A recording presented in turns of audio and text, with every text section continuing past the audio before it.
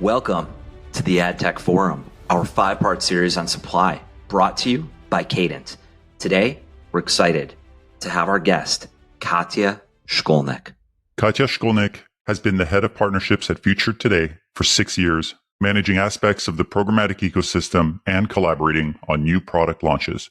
She's an OTT ambassador and frequently speaks at industry events.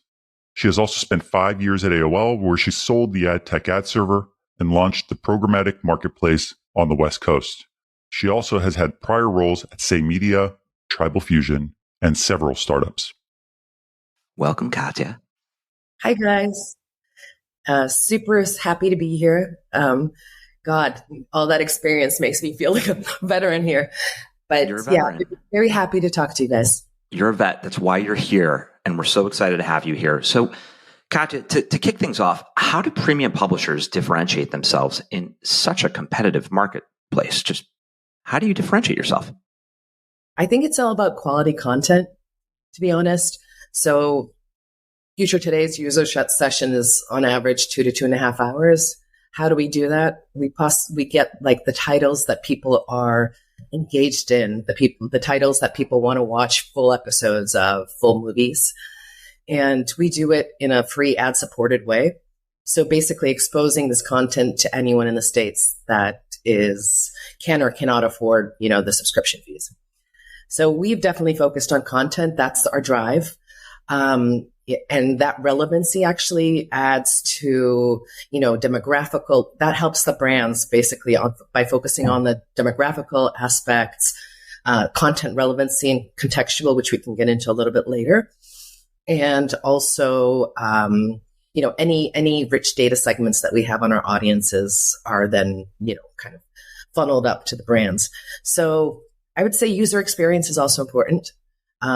So it's definitely a delicate play between what your ROI needs to be in order to cover the cost of the content versus, what's too many ads. We definitely want to stay away from duplication. And, and there's some other items, if you'd like, I can get into more. Yeah, this is great. And this kind of leads us into our next question, which is what criteria should advertisers consider when evaluating premium publishers for their ad campaigns, especially in terms of brand safety and audience engagement? You obviously mentioned user experience, but in your opinion, what should advertisers be evaluating? I think that, advertisers should look obviously at reach. If I was a brand, I'd be looking at retention and again, user sessions are very important because that means the content is sticky, interesting, relevant.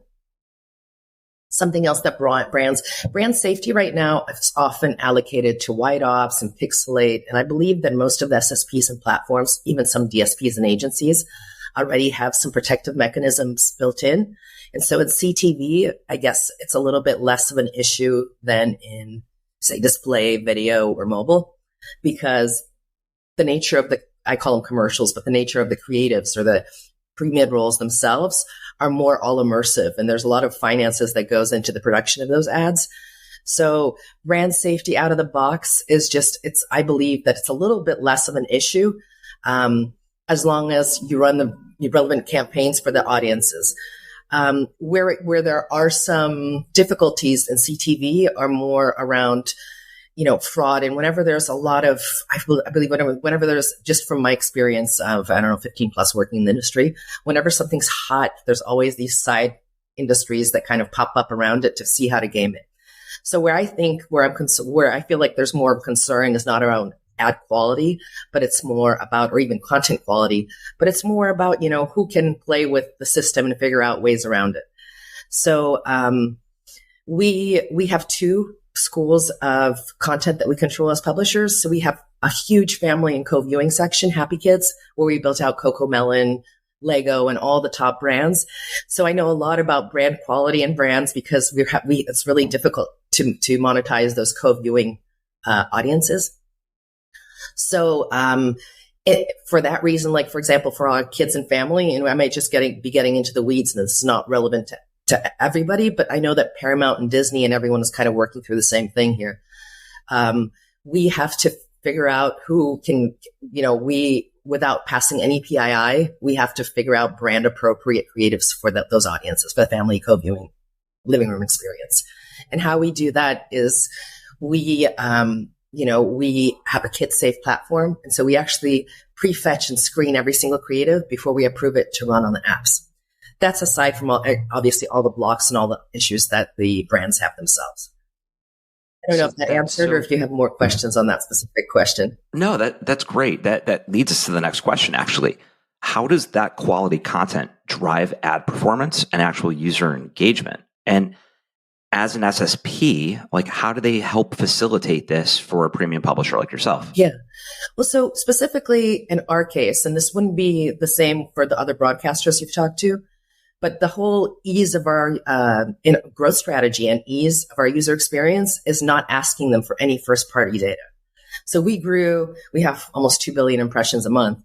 And so, 2 billion impressions a month with like multiple millions a day.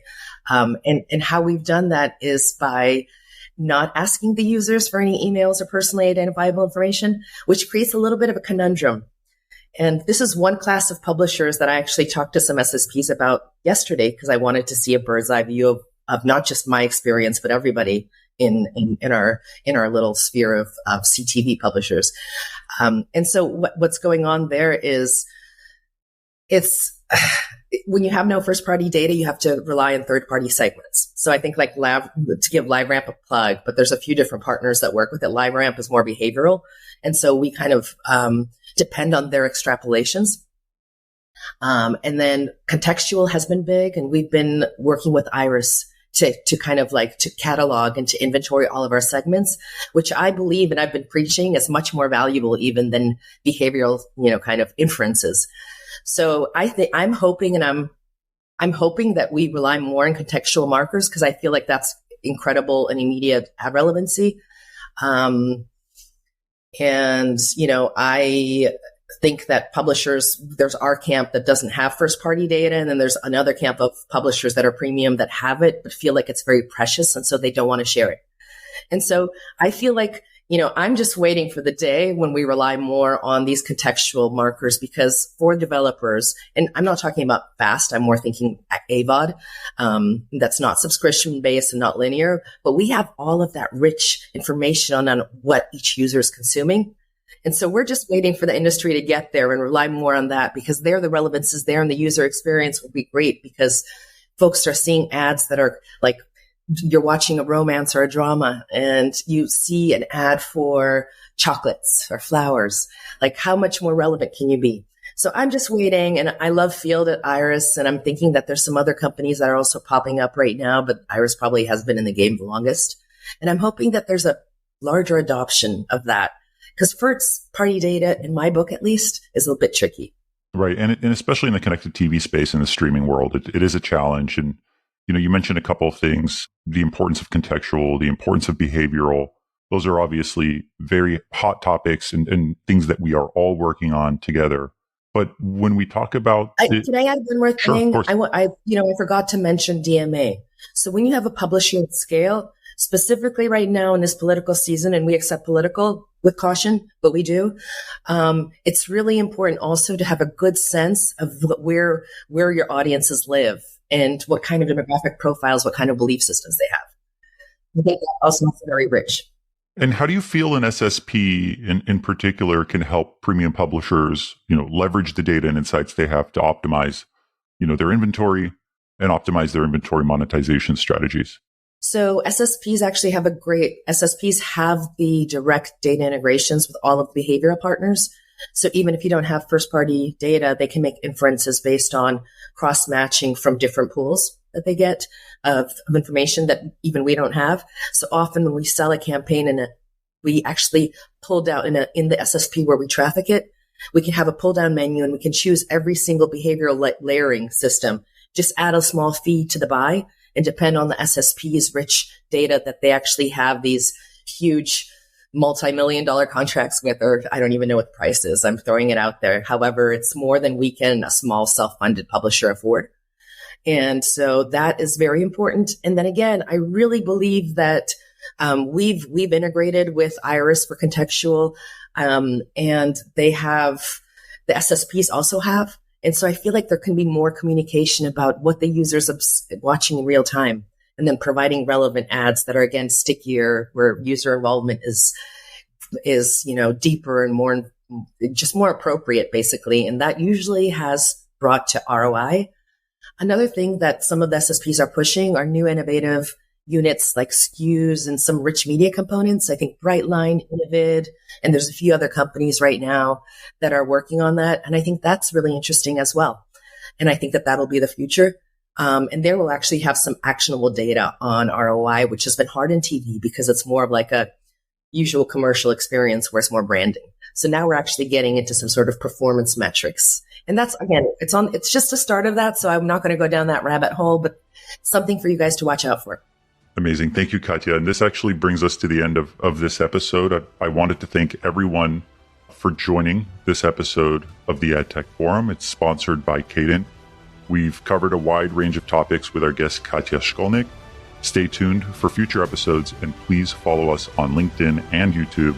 Thank you, Katya. Thank you, Jeremy, and see you all next week.